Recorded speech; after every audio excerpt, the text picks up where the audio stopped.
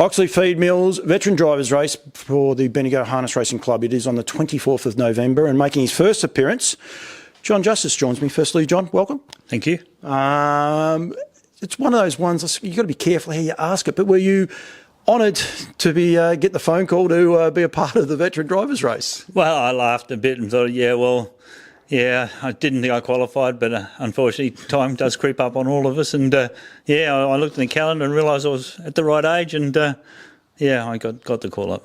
Lance has been a part of it for a while. He's not this year. He didn't renew his driver's licence, but I think it's good. I think it's great that what the whole idea of it is to remember the people and what they've done for the industry. And I spoke to Deborah Moss the other day, and so many people learnt about the history and that. Do you enjoy the history side of things, especially as you get older? Like, it's one of those things. Like, if you get older, you do seem to appreciate it. Yeah, I do, and that's right. It's good. It's a good opportunity to see drivers that have been great drivers in the past that maybe don't get the opportunities that they used to because of lack of numbers and it is.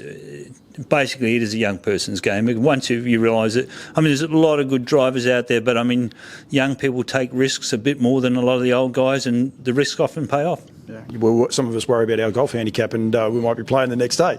Well, some of us know how hard the track is when you actually hit it. So, and the recovery afterwards as well.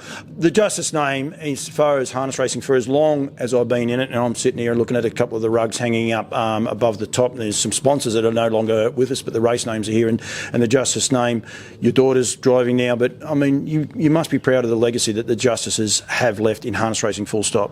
Absolutely. Lance and I started off years ago in Adelaide back in I started in the late 70s, and Lance sort of followed me into it a bit after that. And before that, Mum and Dad were part of it. Dad back in 55, and they used to drive for Albie Holborn. And so we've been in the industry for a long time, and very proud of what we've achieved. And hopefully we can leave. Well, we'd like to think that we leave it in a better position than what it was when we started. When did you start? Was it 16, or were you younger than that? Back then, I don't know how hard it was to get licenses. I learned a lot the other day off Deborah. I'm probably going to learn a lot off yourself. Well, I wasn't that interested early days. I used to like riding ponies and stuff like that. We used to do the pony clubs and stuff, and I probably got a bit keen when I got to about 16 and a half, 17. Mum had a horse out the back, and I just said, can I work that horse, because she wasn't doing much with it. And I started working it, and it turned out I learned on her. She was the square trotter, and it was my first winner back in 79. I think it took me a couple of years, but got there and got the bug, and it's been biting me ever since. It took you a couple of years, so you started driving at 16 and a half, but you didn't get your first 17, and you didn't get your first winner until 19? Well, I was 10 days off 20, so... Yeah. Do you remember how many drives you had? No, well, I was only driving her at the time, so probably only about, it was less than 10. Oh, I was going to say, because it means you've got to stick at it. Sometimes I think we don't get the winners from time to time, and we sort of get a bit down and downtrodden, and because your career since has just gone on bigger and bigger. But it's you've got to stick at these things. 2 years is still a long time, isn't it? Well, it is when you're young. Nowadays, 2 years a year goes pretty quick, but. 2 years. It was hard and tough, but I enjoyed it and just kept doing it, getting up in the morning and doing it, and got the rewards eventually. The early days of Sky Channel, I remember being a young person going into one of the pubs in Bendigo, and you'd watch it, and yourself and Lance would constantly do battle over there at Globe Derby, your colours, and it must have been, I suppose there'd be two sides to it. I imagine it would have been fun, but also challenging. Your brother was one of your main rivals, Rossi Sugars up the road. There were some great battles, but it must have been a good time to be a part of, especially when Sky Channel and that first came out, and you got a little bit more exposure. They were great times, actually. Like Jeff Webster and Albie Holborn as well, Ross Sugars and Lance and myself. We had some terrific battles, and actually harness racing was really strong in Adelaide at that point. And I had some aggressive owners too that used to push me pretty hard. So they expected a lot of flesh and blood. So I think Lance and I clashed on quite a few occasions. Not always speaking afterwards either. There was some of the great tussles you guys did have. We did. We did. We had a few tussles in some races, and But I think we both look at it now and think, well, it was just part of a learning curve, and we're still great mates, and we're brothers at the end of the day.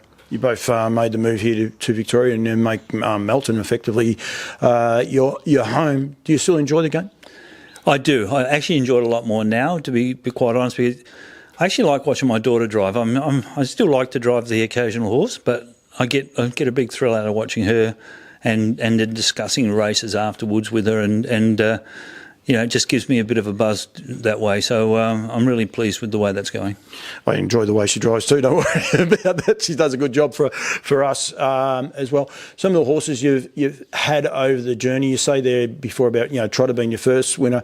I can't think of his name. His name just escapes me, but Trotter's really high on your list of good horses. I know people remember your first Shaker Maker and Safe and Sound, but you've just had a run of good trotters year on year. Yeah, well, I mean, Lennon was a great trotter. He runs second in a Dominion in New Zealand. He was fantastic. Another one, High Riser, that Leo Newbound gave me when I first moved over here, and we won heats at the Inter Dominion and won the Tatlow with. He was a terrific horse. And another young one was Master Mari, one of Leo's horses too. We had a great time with the trotters, and over the years I've had some other good ones too, retained, even Mark's horse now, Mufasa Metro. He's a great horse, and hatchback, he's just done a marvellous job. So I love the trotter. There is something unusual about the trotter, and I think it's great that you guys in the veteran drivers race are driving the trotter, because it is the purest gait. Yeah, it is. It is. My first race drive ever, I was on that mare Gathered Wealth that Chris Howe bred and sent to Mum. And I was that worried about her keeping her trot, and I looked up and it was only about 400 metres to go, and she was favourite. And I've given them too big a start, but she flew home and run fourth. But that's a learning curve about them and the way they're going. Do you enjoy the way they are now? They are a lot more now like driving a car. Absolutely. It's so much easier now. That old mare Gathered Wealth, I think she wore about 20-ounce shoes in front, and she took a bit of getting going to get her trotting. But nowadays they just... most of them just got aluminium shoes and nothing special, and they just go. They go, and of course you're heading towards the Inter Dominion. You are known, the trainer of either horse, it doesn't really matter.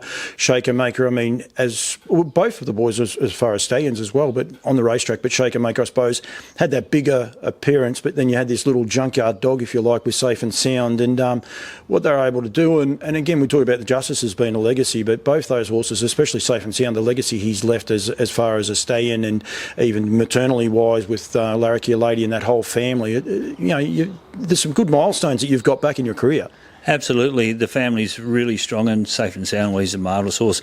Actually, he's still out the back. He's 30 years old at the end of this year, so he's doing a great job. But he's retired now, but he was a marvellous horse. Probably lacked about 5 metres in speed. I mean, Shaker could always get him for 100 metres and just get past him, which I don't think he should be ashamed of that. He did that to quite a few horses, Shaker. But he was just a marvellous... His Hunter Cup run was fantastic. We were in front halfway up the straight, and he just ground us down.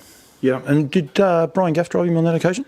No, I drove Shaker and Lance drove Safe and Sound. No, Brian drove Shaker Maker a couple of times, and he won the Victoria Cup, just beating Safe and Sound. And it's actually that day I thought I'd won on old Safe and Sound, and Shaker had just got him on the line. So B Gaff at his best with the reins going everywhere and down the outside from memory. Absolutely, yeah. Yeah, and he's going to be one of your rivals in the veteran drivers race. Is that one of the good parts about the veteran drivers race? As you said there before, Jeff Webster, these guys sort of have been rivals over the journey. They've also been mates, driven great winners for you as well, and a little bit more of a, I suppose, a relaxed feel, if you like, to the veteran drivers race.